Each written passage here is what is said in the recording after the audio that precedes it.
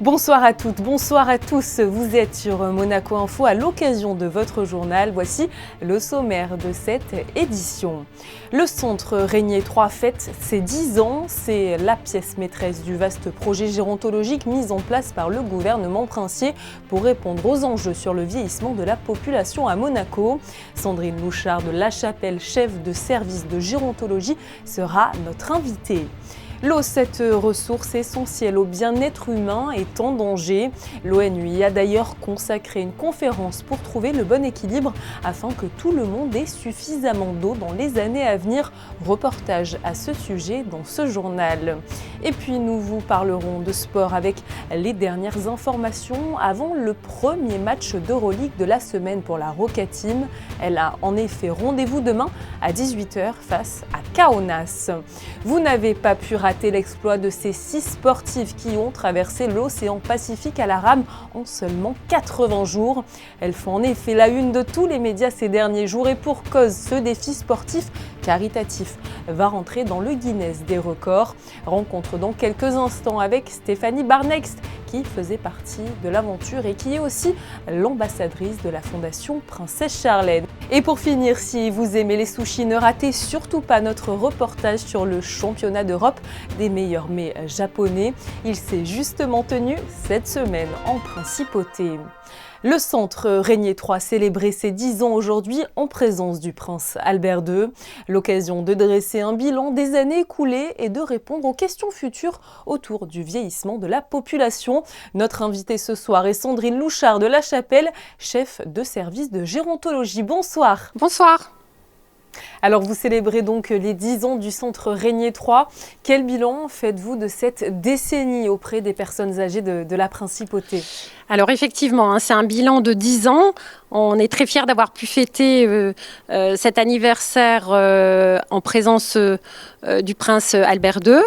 Et en fait, si on fait le bilan, on voit qu'il y a énormément de choses qui ont été réalisées et qu'on va continuer. Mais en tout cas, ce qu'on peut dire, c'est que ça a été au départ un point fort, un investissement fort de la part du gouvernement princier pour mettre en place ce vaisseau, j'allais dire. On a l'habitude de parler du vaisseau amiral CR3, qui est en fait un point fort, un point d'articulation fort de la filière gériatrique, puisqu'en fait, c'est un peu le point d'ancrage, de départ de la prise en charge avec ses liens avec l'extérieur, le centre de coordination gérontologique, mais également les EHPAD. Et c'est là qu'on peut prendre en charge avec la meilleure expertise possible nos aînés dans une qualité d'hébergement et de confort vraiment exceptionnelle. Le centre mémoire est l'une des cellules importantes du projet et propose notamment une évaluation précise des troubles cognitifs chez les personnes âgées. Alors tout à fait, je suis contente que vous me posiez cette question par rapport au centre mémoire parce que c'est quelque chose de très important. Le centre mémoire, il est reconnu, il est labellisé. On fait partie d'ailleurs de plusieurs groupes de travaux en France sur l'élaboration de recommandations. Donc le centre mémoire, il permet de faire un diagnostic fiable avec les meilleurs examens qu'on a à l'heure actuelle et permet également de faire le suivi du patient mais également le suivi des aidants, ce qui est important, et de proposer également des ateliers de stimulation. Donc effectivement, on est capable actuellement de faire un diagnostic très précis des troubles de la mémoire, mais aussi de proposer un suivi et un accompagnement du patient et de ses aidants. On fait également participer des patients à des protocoles de recherche avec l'unité de recherche clinique qui est adossée au centre mémoire. Et ça a permis d'ailleurs cette année de recevoir le prix de la Fédération française de gériatrie par le biais d'une étudiante qui a fait son mémoire sur des techniques de stimulation des patients au sein du centre mémoire. Le centre Régnier 3 possède aussi une unité de recherche clinique. Alors, quelle est finalement sa vocation ? Alors effectivement, je pense que pour toutes les équipes, tous les acteurs de la filière, ça a été un grand moment que le prince Albert II vienne à cet anniversaire. Je pense que tout le monde a été très fier et très honoré de sa présence. Ensuite, effectivement, comme vous le dites, il y a des challenges, les challenges du vieillissement de la population qui sont importants et le challenge aussi des pathologies chroniques. Alors pathologies chroniques, on entend surtout les pathologies cardiovasculaires, les pathologies cancéreuses et les maladies neurodégénératives dont la maladie d'Alzheimer fait partie. partie. Et on sait actuellement qu'un patient de 75 ans a au moins une pathologie chronique actuellement. Donc c'est vrai qu'il y a un challenge de prévention, de dépistage, de diagnostic, de suivi, mais également de mise en place de prise en charge qui doivent être innovantes, pertinentes, avec l'utilisation notamment des nouvelles technologies. Et quelles sont les pistes sur lesquelles vous travaillez pour améliorer encore plus le service dans les années à venir ?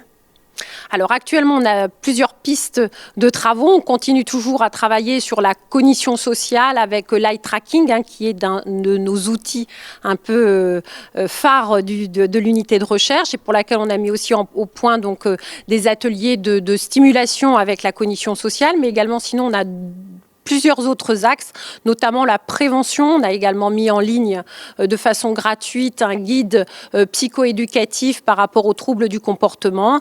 Et puis, on va essayer de travailler sur la stimulation au sens large dans le cadre de thérapies non médicamenteuses et de ce qu'on peut essayer de mettre en place au niveau de technologies particulières de stimulation des capacités cognitives restantes des patients qui sont atteints de pathologies neurodégénératives. Merci beaucoup à vous Sandrine Louchard de La Chapelle d'avoir été présente ce soir avec nous sur Monaco Info à l'occasion donc je le rappelle des 10 ans du centre Régnier 3. Merci, bonsoir. Nous restons dans le domaine de la santé avec les chiffres relatifs à la Covid-19. La semaine dernière, 372 tests PCR antigéniques ont été réalisés en Principauté. Le taux d'incidence y était, lui, de 41 contre 59 la semaine précédente. Lancé en 2008, le site officiel Légi Monaco constitue l'interface de la politique gouvernementale de diffusion du droit monégasque. L'objectif étant de mettre gratuitement à disposition du public tous les textes, tous les traités internationaux, tous les codes et toutes les jurisprudences en vigueur. Ce site évolue en profondeur et se modernise. Il propose ainsi de nouvelles fonctionnalités et des contenus enrichis. Je vous propose d'écouter Arnaud Hamon à l'initiative du projet au micro de Vanessa Dessy. Le lancement aujourd'hui officiel de la nouvelle version de Légi Monaco a pour objet en fait d'améliorer l'accès au droit monégasque, les conditions de recherche, de consultation de l'information juridique et à travers un contenu particulièrement enrichi et des fonctionnalités nouvelles au service de l'accès au droit. C'est un projet qui s'inscrit pleinement dans le mouvement de transition numérique engagé par le gouvernement princier depuis plusieurs années. Et donc la direction des affaires juridiques avait estimé indispensable de donner une nouvelle impulsion au site qui a été créé en 2008. Et il avait constitué une avancée importante, très utile à l'époque, mais il convenait de l'adapter aux attentes des utilisateurs et bénéficier aussi des nouvelles technologies d'aujourd'hui. La nouvelle version de Légi Monaco est donc un outil numérique de référence pour le rayonnement du droit monégasque, au service évidemment de l'attractivité de la principauté. La semaine dernière était marquée par la traditionnelle Monaco Ocean Week, une semaine dédiée à la protection des océans, événement que nous avons couvert dans nos différentes éditions.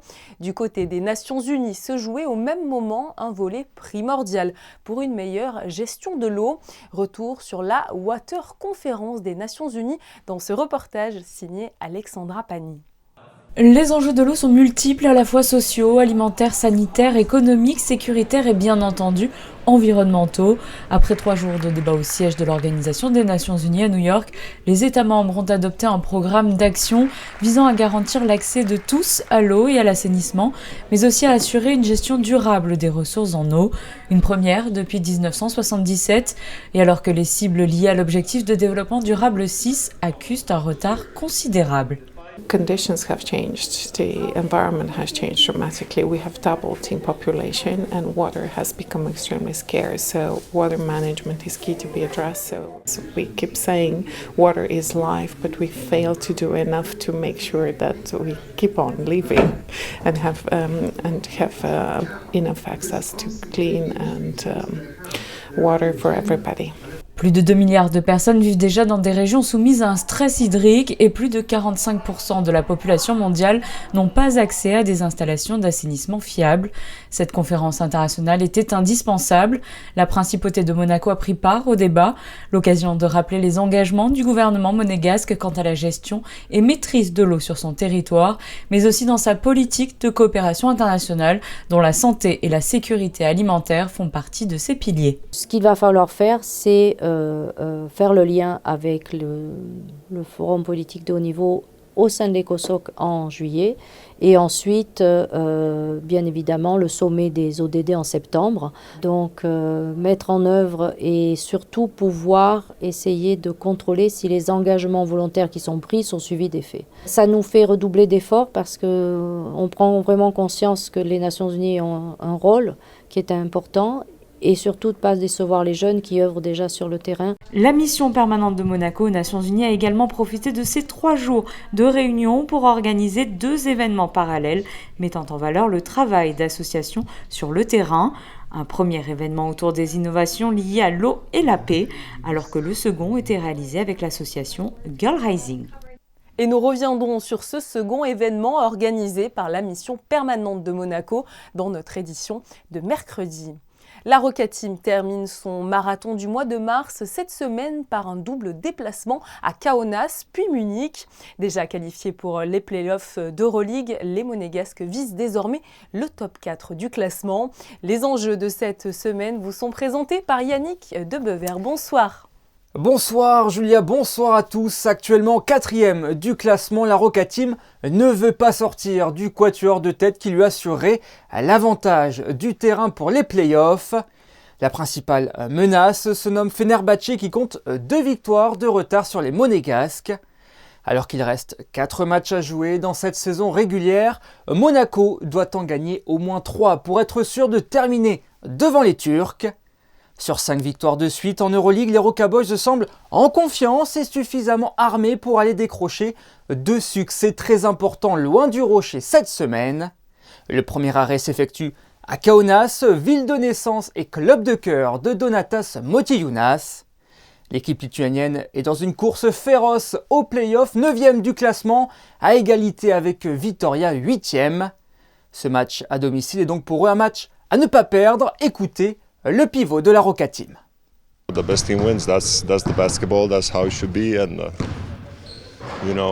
we expect nothing but a great fight over there. I heard it was a long time ago sold out, so it's going to be in the front of a 15,000 arena. For sure, they're going to put a lot of pressure on us. They're going to put a lot of pressure on referees. It's not an easy place to play in, but also from the other hand, it's a very enjoyable place to play in, because the fans, they really know basketball, they're really interested in basketball, and it's going to be fun. Après ce match sympa, l'avion de la Roca Team desservira ensuite Munich pour un match qui sur le papier est largement à l'avantage des Monégasques. Mais les Allemands 15e du classement peuvent s'avérer être de véritables poils à gratter. En témoigne ce seul petit point d'écart au match aller à Gaston-Médecin. Pour cette semaine, loin de ses terres, le groupe rouge et blanc sera au complet, rejoint en compétition ce dimanche par Mike James. De retour de suspension, le meneur américain est désireux d'apporter tout son talent au collectif désormais bien rodé d'une Roca Team qui veut continuer sa montée en puissance. Écoutez le meneur américain. I was still playing. I was still working out every day. For like 5 days, 6 days, I couldn't do anything anyways because of my fingers. So, just got a chance to get back all the way healthy. I had a couple of little injuries, so just focusing on that. So I'm just trying to fit in and help out. Žalgiris Kaunas Roca Team, c'est donc ce mercredi à 18h depuis la magnifique Žalgirio Arena et à suivre en direct sur Monaco Info. Merci à vous Yannick pour toutes ces informations. 6 rameuses sur une planche de paddleboard ont réussi le défi de rejoindre Moorea depuis le Pérou à la force de leurs bras. Leur aventure s'est achevée ce week-end après 8000 km de traversée en 80 jours. Ces sportifs chevronnés ont relevé ce défi pour aider les enfants atteints de cancer ainsi que leurs accompagnants. Stéphanie Barnex faisait partie des 6 femmes qui ont réalisé cet exploit hors norme. Bonsoir à vous. Bonsoir. Alors après avoir réalisé cette incroyable expédition longue de 8000 km et débutée au Pérou le 4 janvier, qu'est-ce que vous ressentez aujourd'hui? Donc on est arrivé voilà, il y a 48 heures. On ressent pas mal de fatigue, beaucoup de satisfaction, un peu de délivrance que tout soit bien déroulé. Donc c'est des émotions un peu particulières. Est-ce que vous pouvez nous raconter les moments forts de cette expérience dans laquelle, je le rappelle, vous vous êtes relayé avec cinq autres nageuses jour et nuit? Racontez-nous un petit peu voilà, Oui. les moments marquants à vos yeux. Donc nous sommes effectivement partis le 4 janvier de Lima au Pérou pour enchaîner les relais, 1 heure chacune. Donc les relais revenaient toutes les 5 heures, jour et nuit. Pendant 80 jours et 1 heure, me semble-t-il. Donc, il y a eu effectivement, comme vous l'avez dit, des moments très difficiles, notamment parce que nos familles nous manquent. On était plusieurs mamans à bord du bateau, avec des enfants qui sont très petits. Le fait de vivre à 11 sur un tout petit bateau, les relations humaines sont parfois compliquées, mais on a toujours trouvé des solutions. Et puis, effectivement, je pense que quand on a atteint le milieu de la traversée, au moment des 4000 km, ça a été quand même mentalement une étape très importante pour toute l'équipe, où on s'est dit qu'on était plus proche de l'arrivée que du départ. Et puis, ces dernières semaines, quand on est arrivé dans les Tuamotu début mars, on avait encore une vingtaine de jours à ramer et voilà, il nous tardait vraiment d'arriver pour revoir nos familles et récupérer un peu de l'énergie. Cette traversée, c'est vrai, de l'océan Pacifique était un défi sportif hors Oui. norme, mais il était surtout, vous venez de le dire, à vocation humanitaire, puisque vous avez récolté, je crois, plus de 400 000 euros. Alors, à quoi vont servir précisément ces fonds? Donc, nous avons effectivement 3 programmes d'accompagnement. Le premier, c'est équiper les hôpitaux de totems sportifs pour que les personnes hospitalisées puissent commencer une activité physique lors de leur hospitalisation. Le deuxième axe, c'est accompagner les enfants adolescents après leur traitement pour qu'ils effectuent leur défi sportif.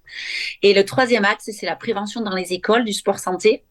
À savoir aussi que votre expédition, Stéphanie, Cap Optimiste, est proclamée la plus longue jamais réalisée sur une planche de prone paddleboard. Oui. Une performance qui devrait, je crois, bientôt figurer au Guinness World Records. Là aussi, c'est peut-être une surprise pour vous. Je crois que vous deviez boucler le tour en 90 jours et vous êtes finalement arrivé 10 jours avant. On a mis toutes les chances de notre côté et je trouve qu'on a été... très solidaires, toutes les filles. On s'est beaucoup soutenues dans les moments difficiles. Et voilà, et ça a payé. Donc, on est forcément ravis aujourd'hui de pouvoir partager ça avec tout le monde. Comment se passent les jours qui suivent une telle expédition? Est-ce qu'il faut un petit peu, entre guillemets, réapprendre à vivre normalement? Oui, alors ça, c'est complètement vrai.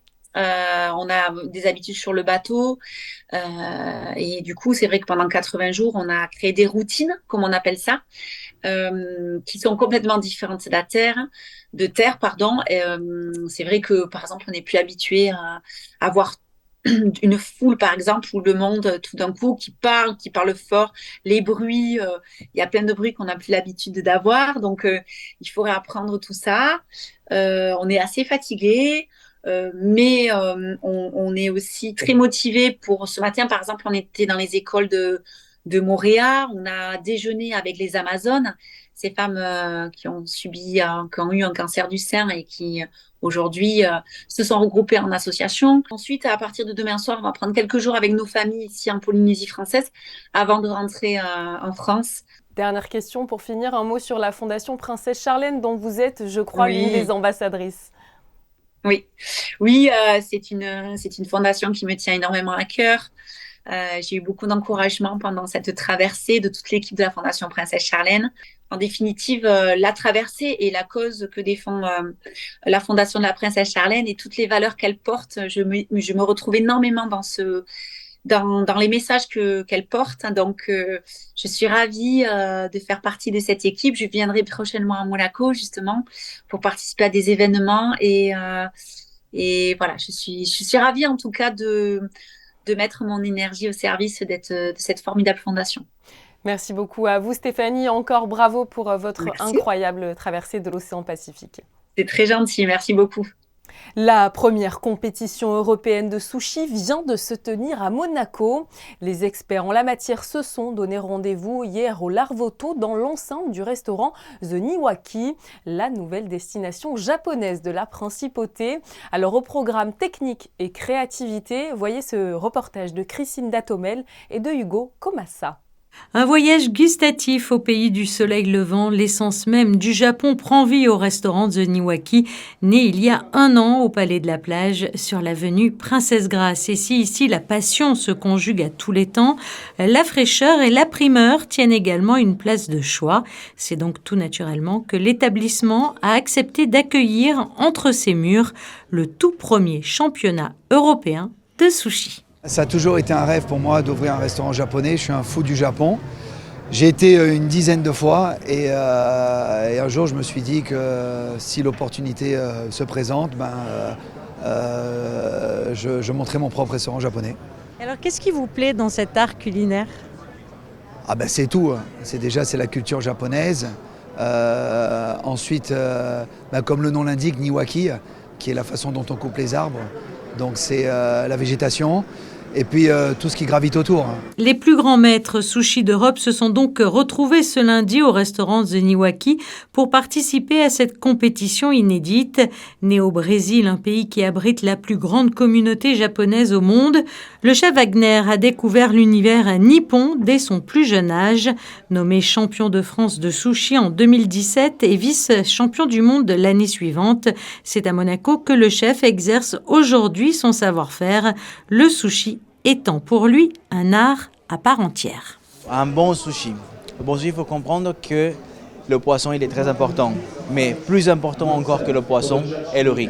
Parce que si le riz n'est pas bon, peu importe quel poisson vous mettez dessus, il ne sera pas adéquat, il n'y aura pas cette osmose entre le riz et le poisson. La température du riz elle est importante quand vous le servez. Il ne faut jamais manger un riz qui est froid.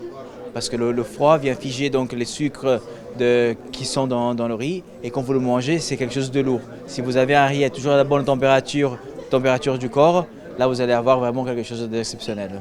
Venus de Monaco, d'Italie, de Roumanie, de Pologne ou encore du Portugal, ce sont donc 10 grands chefs qui se sont affrontés durant plusieurs heures pour remporter le trophée du meilleur chef de sushi d'Europe avec à la clé 1 000 €. Jugé par un jury composé de professionnels internationaux, chaque candidat a dû présenter une assiette de 50 pièces ainsi que 2 sushis créatifs dont l'un des 2 sushis signature devait être impérativement une recette végétarienne. Il ne faut pas être trop sévère. Le riz, c'est un peu long, là, ça on dit plus. Mais déjà, la forme de qu'ils ont fait, et les idées, comment ils touchent au poisson, et est-ce qu'ils savent le fraîcheur de poisson, voilà, et comment traiter le poisson. Et à l'issue de cette compétition, c'est le chef français, Michael Pancard, qui a remporté tous les suffrages et qui a terminé à la première place, remportant ainsi le titre de meilleur chef de sushi d'Europe et un gain de 1 000 €. Eh bien, ça donne fin en tout cas tout ça, ça c'est sûr. Une annonce à vous faire parvenir également dans ce journal. Monaco va participer à la prochaine exposition universelle Osaka 2025. La principauté fait ainsi partie des 153 pays et régions et 8 organisations internationales qui ont officiellement confirmé leur participation. Cet événement international de grande ampleur se déroulera du 13 avril au 13 octobre 2025 et se concentrera sur le futur de nos sociétés. Dans le cadre du cycle de conférences culture et francophonie, une conférence intitulée La littérature, la femme et la francophonie va être organisée le 3 avril prochain. Le rendez-vous est donné au Théâtre des Variétés à 18h30 avec l'essayiste et romancière tunisienne Fazia Zouari. Elle est la présidente du Parlement des écrivaines francophones et parlera notamment de son parcours, mais aussi de l'avènement de la littérature française et de l'apport des femmes à cette langue. Après une nouvelle journée ensoleillée, la météo se gâte un peu. Plus d'informations sur la journée qui vous attend demain avec Vanessa Dessy. Bonsoir. Bonsoir Julia, bonsoir à tous. Le temps sera légèrement couvert, les températures seront légèrement en hausse, elles iront de 8 à 16 degrés. Le soleil se lèvera à 7h16 et se couchera à 19h54 et nous fêterons les Gladys. Et même si le ciel sera partiellement couvert demain, le printemps est bel et bien présent depuis une semaine et d'autant depuis ce dimanche avec le changement d'heure. Tout le monde semble profiter en principauté comme vous allez le découvrir sur les clichés de Frédéric Nébinger. Il a immortalisé les moments de farniente en terrasse. C'est tout pour aujourd'hui. Merci de nous avoir suivis sur Monaco Info. Je vous donne rendez-vous demain pour un nouveau moment riche en actualité. Très bonne soirée à vous.